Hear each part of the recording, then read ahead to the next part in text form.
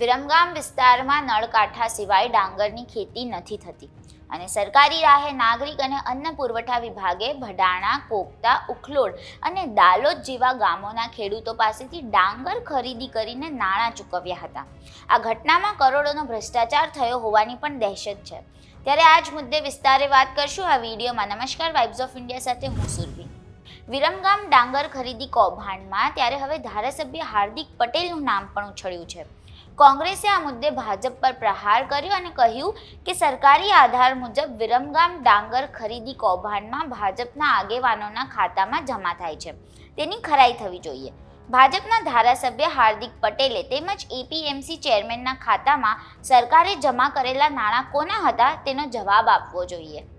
વિરમગામ દેત્રોજ માંડલ વિસ્તારના ખેડૂતોની ડાંગરના ટેકાના ભાવે ખરીદી અને કરોડોનો ભ્રષ્ટાચારની ફરિયાદ 31 ડિસેમ્બર 2024 સરકારે નોંધી હતી.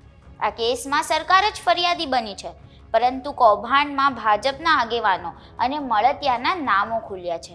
ત્યારથી સરકારી તપાસમાં ઢીલાશ અને ભ્રષ્ટાચારને દબાવી દેવાના દબાણો પણ થઈ રહ્યા હોવાનું સામે આવી રહ્યું છે. વિરમગામ ડાંગર ખરીદીના નાણાં ભાજપના આગેવાન અને દેત્રોજ માર્કેટ યાર્ડના ચેરમેનના નામે 1,78,023.65 ભડાણા, તેમના ધર્મપત્નીના નામે 10,37,589 ભડાણા, ધારાસભ્ય હાર્દિક પટેલના નામે 1,02,382 કોકતા, વિરમગામ માર્કેટ યાર્ડના વાઇસ ચેરમેનના નામે 4,40,092 કોકતા અને અન્ય એક વ્યક્તિના નામે 3,26,249 ઉખલોડના ખાતામાં નાણાં જપ્ત થયેલા છે.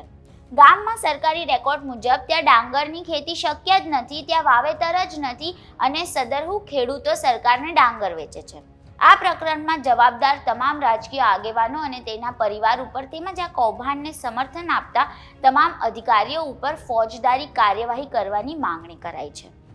ત્યારે તેમાં હાર્દિક પટેલનું નામ પણ છે. હાર્દિક પટેલ વિરમગામના ધારાસભ્ય છે, યુવા પાટીદાર અને ભાજપ નેતા. હાર્દિક પટેલના જ કારણે 2017માં ચૂંટણીમાં ભાજપ 100નો આંકડો પાર કરી શકી નહોતી. એક સમયે ભાજપ વિરુદ્ધ સ્ફોટક નિવેદનો કરનાર, ભાજપને પણ ખાસિયાની સ્થિતિમાં મૂકી દેનાર પાટીદાર નેતાની ભાજપમાં જોડાયા બાદ સ્થિતિ ખૂબ જ દયનીય છે. તેમને ત્યારે હવે ભાજપમાં કોઈ ગણતું જ નથી. દેશ, દુનિયા અને ગુજરાતના તમામ સમાચારો માટે જોડાયેલા રહો વાઇબ્સ ઓફ ઇન્ડિયા સાથે.